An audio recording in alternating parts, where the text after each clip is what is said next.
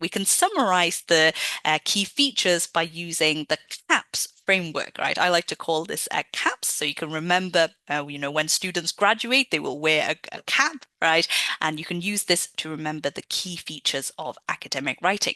First of all, for C, that stands for content. So you must have accurate use of language that includes vocabulary, grammar, and punctuation. And in terms of the content you decide to include in an academic assignment, it should be specific and it should be concise. In addition to that, of course, for academic writing, usually is the result of doing some research. So you must show proof that you've used and evaluated relevant sources for that topic.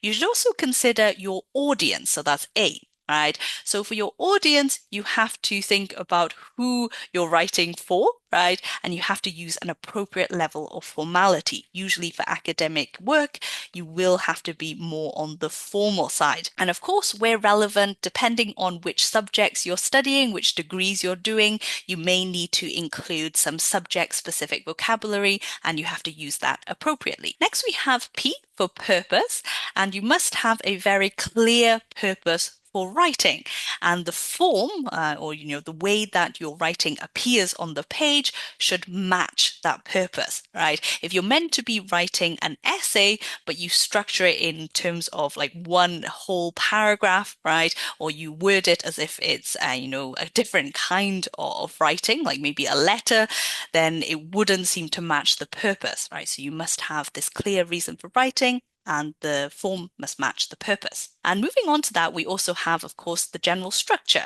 right? So in terms of structuring, you might be thinking about the logical organization of your paragraphs or sections, depending on what kind of writing you're doing. And I would also add to that for S, it has a dual purpose. It can stand for structure, but also for sources. So any sources that you choose to include should be quoted, paraphrased, or summarized in your work.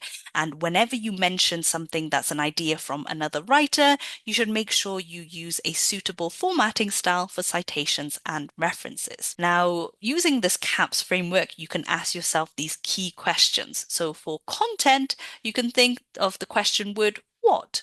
What is your topic?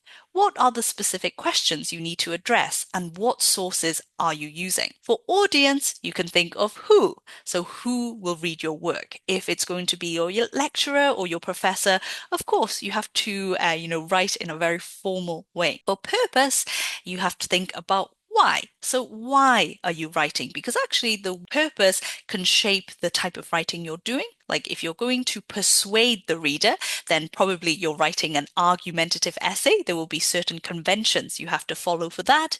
If you're going to analyze something or maybe do a kind of case study, perhaps you will have slightly more descriptive writing as well. And then if you're going to critique something, of course, you have to show your kind of logical evaluation of what you're critiquing.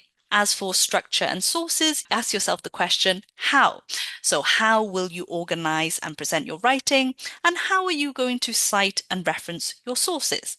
Now, of course, for the specific requirements of different courses, it may differ, right? It may change, right? So depending on your instructor or sometimes the course, you may be required to consider different aspects of academic writing. But I would say as a whole, the CAPS framework is a good way to remind yourself of what you should be thinking about, especially when you're in the planning and writing stages of an academic assignment.